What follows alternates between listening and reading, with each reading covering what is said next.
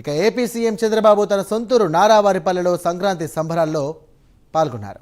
సంక్రాంతి సంబరాల్లో భాగంగా గ్రామీణ క్రీడలు, రంగవల్లులో పోటీలను వీక్షిస్తున్నారు సీఎం చంద్రబాబు. ఇక దంపతులతో కలిసి వారితో పాటు మంత్రి నారా లోకేష్ దంపతులు ఉన్నారు. అలాగే నారా రోహిత్, పలువురు ఎమ్మెల్యేలు కూడా పాల్గొన్నారు. ఇదే అంశానికి సంబంధించి మరిన్ని డీటెయిల్స్ అందించడానికి మా కరెస్పాండెంట్ రవ్వర్మ సిద్ధంగా ఉన్నారు. రవ్వర్మ, చెప్పండి, నారావారిపల్లెలో సంక్రాంతి సంబరాలు ఏ విధంగా జరుగుతున్నాయి, అక్కడ ఏర్పాట్లు ఎలా ఉన్నాయి? ఎస్ఐ నారావారిపల్లిలో సంక్రాంతి సంబరాల ఉత్సవం ఒకరోజు ముందే ప్రారంభమైనాయి అని చెప్పేసి భావించవచ్చు. ముఖ్యంగా 14-15 తారీఖుల్లో సంక్రాంతి పండుగల నేపథ్యంలోనే ఇవాళ 17వ తేదీ నుంచే నారావారిపల్లిలో సీఎం దంపతులు సంక్రాంతి ఉత్సవాలను ప్రజల సమక్షంలో నిర్వహిస్తూ వస్తున్నారు.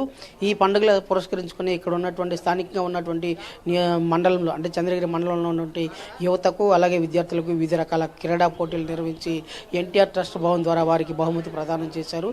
అలాగే అదే కాకుండా ముఖ్యమంత్రి దంపతులతో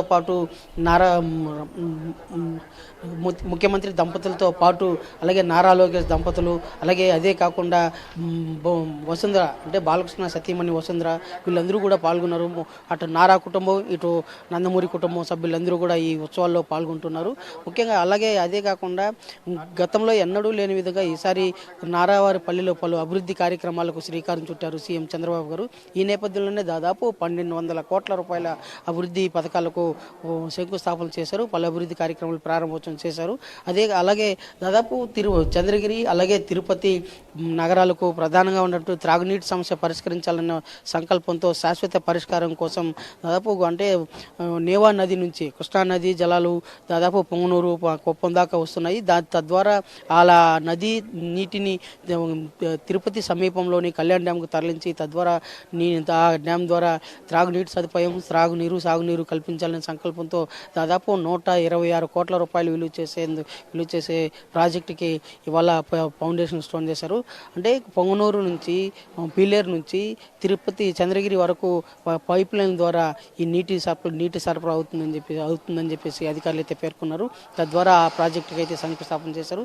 అలాగే స్వర్ణ నారావారిపల్లి ప్రాజెక్టు గత ఏడాది నిధులు మంజూరు చేసి అక్కడ అభివృద్ధి కార్యక్రమాలు చేపట్టే అవకాశం ఉంది. దాన్ని జాతికి అంకితం చేయడమే కాకుండా రైట్ రవర్మ, దీనికి సంబంధించి కూడా నారావారిపల్లెలో సంక్రాంతి సంబరాలు ఎన్ని రోజుల వరకు జరిగే అవకాశం ఉంది, అలాగే ఎన్ని కోట్ల నిధుల వరకు కూడా అక్కడ జరిగే అభివృద్ధి కార్యక్రమాల్లో భాగంగా ఎన్ని కోట్లు వెచ్చించే అవకాశం ఉంది? దాదాపు నారావారిపల్లిలో దాదాపు ఇప్పటి వరకు 1200 కోట్ల అభివృద్ధి కార్యక్రమాలకైతే శ్రీకారం చుట్టింది రాష్ట్ర ప్రభుత్వం. దీంట్లో భాగంగానే స్వర్ణ నారావారిపల్లి ప్రాజెక్టుకి దాదాపు 75 కోట్లు విలువ చేసి స్వర్ణ నారావారిపల్లి ప్రాజెక్టుకి అయితే శ్రీకారం చుట్టారు. అలాగే దాదాపు 120 కోట్లతో సాగునీరుకి సదుపాయం కల్పించారు. అదే కాకుండా నగరంలో ఉన్నటువంటి రోడ్ల మరమ్మతుకి అలాగే ఆ ఎస్వి యూనివర్సిటీలో పలు హాస్టల్ భవనాల శంకుస్థాపనలు, అలాగే మహిళా యూనివర్సిటీలో పలు హాస్టల్ భవనాల ప్రారంభోత్సవాలు, అలాగే రోయా హాస్పిటల్లో రోగుల వసతి సముదాయాలు, ఇలాంటి పలు అభివృద్ధి కార్యక్రమాలకు అన్నిటికి కూడా ఇక్కడ ఫౌండేషన్ స్టోన్ వేశారు. ఇదే కాకుండా ఓన్లీ నారావారిపల్లి అభివృద్ధికే దాదాపు 150 కోట్లు వెచ్చిస్తున్నట్టు కూడా అధికారులు అయితే స్పష్టం చేశారు. ఇక్కడ సబ్స్టేషన్ నిర్మాణము, అలాగే రోడ్ల మరమ్మతు, ఇలాంటి పలు కల్వర్ట్ల ఏర్పాటు, వీటన్నిటికి కూడా ముఖ్యమంత్రి చంద్రబాబు నాయుడు ఇవాళ శంకుస్థాపన చేశారు. మరో 2 రోజుల పాటు నారావారిపల్లిలోనే ఉంటున్నారు. ఇక్కడ ప్రజలతో మమేకమవుతున్నారు. ప్రజలు ఎదుర్కొంటున్న సమస్యలను అడిగి తెలుసుకుంటున్నారు. అలాగే ఉదయం స్థానిక రైతులు కొందరు ముఖ్యమంత్రి దృష్టి తీసుకొచ్చారు. అదే టమాటా పంట సాగు బాగున్నా కూడా ధర గిట్టుబాటు ధర లేదని, అలాగే మామిడి రైతులు గిట్టుబాటు ధర గతంలో ప్రకటించినా ఇంతవరకు అందలేదని చెప్పేసి పలువురు రైతులైతే ముఖ్యమంత్రి దృష్టికి తీసుకెళ్లారు. వాటిని అన్నింటినీ కూడా కలెక్టర్తో సమీక్షించారు. కలెక్టర్తో సమీక్షించిన పిదప వాటన్నింటినీ కూడా వెంటనే పరిష్కరించాలని చెప్పేసి కలెక్టర్లకి దిశానిర్దేశం చేశారు ముఖ్యమంత్రి చంద్రబాబు నాయుడు గారు. అదే కాకుండా చుట్టుపక్కల ఉన్న విలేజ్ల్లో కూడా ఆలయాల అభివృద్ధికి కూడా టీటీడీ అటు దేవాదాయ శాఖ సంయుక్తంగా నిధులు కేటాయించేలా కూడా వాళ్ళ అభివృద్ధి పథకాలకు శ్రీకారం చుట్టారు ముఖ్యమంత్రి. ఈ కార్యక్రమాలన్నింటినీ కూడా ఇవాళ కూలంకషంగా అంటే ఉదయం నుంచి కూడా ఇప్పటి వరకు దాదాపు అభివృద్ధి కార్యక్రమాల్లో బిజీగా తిరుగుతూ వస్తున్నారు.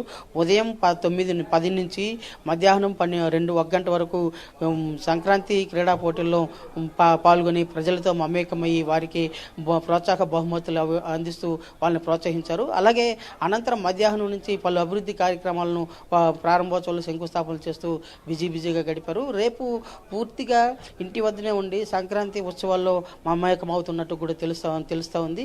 అలాగే ఎల్లుండికి ఈ ప్రాంతంలో జరిగే జల్లికట్టు అలాగే పశువుల పండుగలో కూడా పాల్గొంటున్నట్టు కూడా తెలుస్తోంది.